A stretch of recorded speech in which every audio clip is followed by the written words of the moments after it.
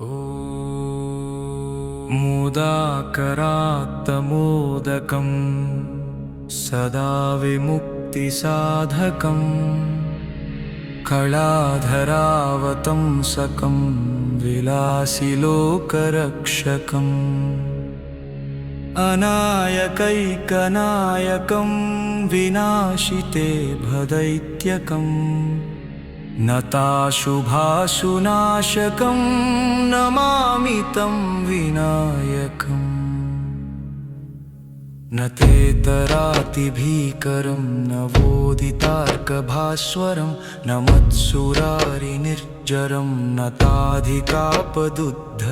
सुरेश्वरं निधीश्वरं गजेश्वरं गणेश्वरं महेश्वरं तमाश्रये परात्परं निरन्तरं समस्तलोकशङ्करं निरस्तदैत्यकुञ्जरं दरेतरोदरं वरं वरे भवक्त्रमक्षरं कृपाकरं क्षमाकरं मुदाकरं यशस्करं मनस्करं नमस्कृता नमस्करोमि भास्वरम्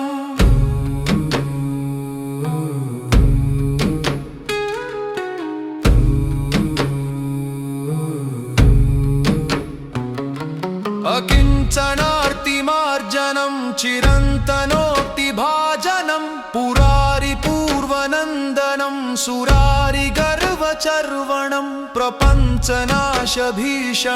धनं जयादिभूषणं कपोलदानवारणं